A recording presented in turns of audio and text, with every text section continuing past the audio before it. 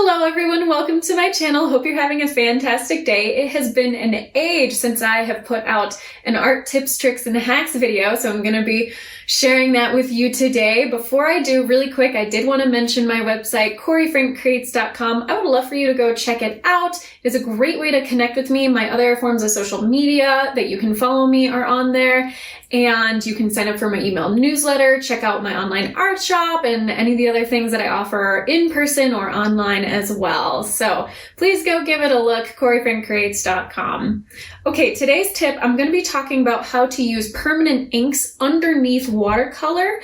So like for instance with this piece, you can kind of see here I have some lettering and I used the permanent ink first, and then you can go right over the top with watercolor and that ink underneath is not going to run, which is super helpful for things that once you have them down, if you get them wet again and you don't want them to move around and reactivate, you just use a permanent ink. So I'm going to go over a couple different kinds of ink, have a quick sort of time-lapse demonstration of how I created this piece, and you'll have a good idea of what that looks like. So let's go ahead and jump right in. So you can see I have some very light penciled lettering down on this watercolor paper already, and in order to make sure that the lettering is easy to see, I prefer to paint that first and then put color over the top. So hence why I'm using one of these permanent inks. I have two different types. The Higgins Calligraphy says it's a waterproof black ink. It's a little more translucent, so it's semi-transparent. And then the Speedball ink is acrylic based and it does say permanent. So as long as it says permanent or waterproof, you should be good to go. And once it dries, if you get it wet again, it will not move anywhere. So now I went ahead and time-lapsed this portion just so you can see. I wanted to use both different inks. So on the first couple letters in this word, in the word hope, I'm going to use the Higgins Calligraphy ink.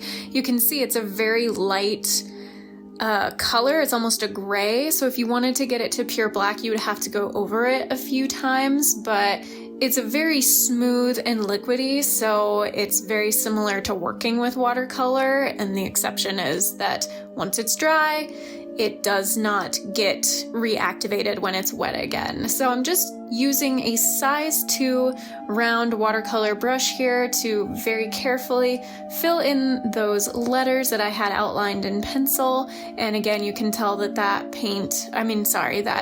Higgins Calligraphy ink is very, it's very watery, so it's not going to be super dark and opaque like the Speedball ink. So I've got those first couple letters done.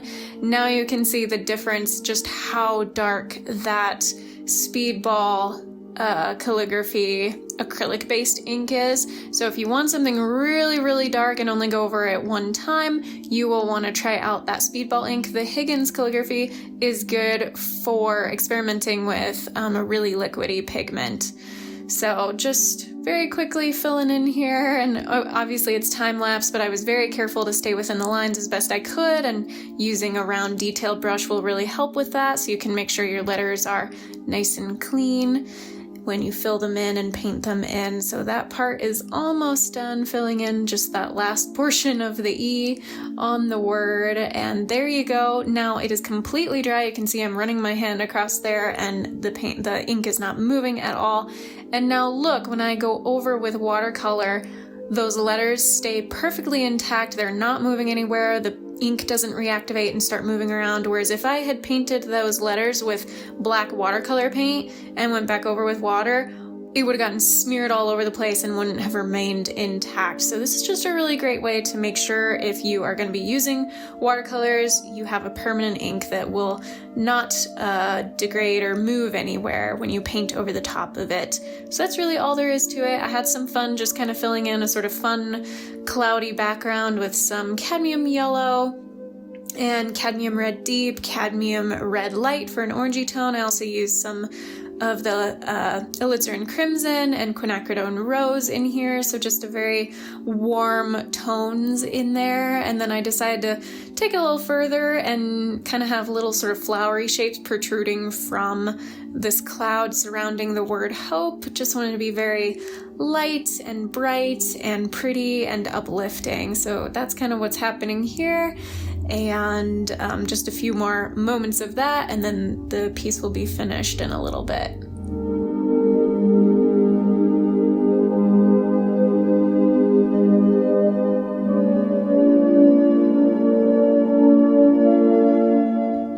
decide to do a little bit of splatter, so it's very watered down watercolor paint on that brush, and then just kind of tapping it over the top of the paper to get the little sprinkled look. And then there it is, all dry. You can see it all finished.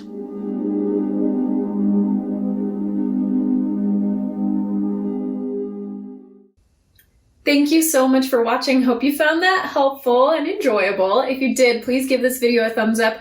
Go ahead and subscribe to my channel if you haven't already. I'd really appreciate it. Until my next video, be kind to yourself, be kind to others. God bless, and I will see you soon.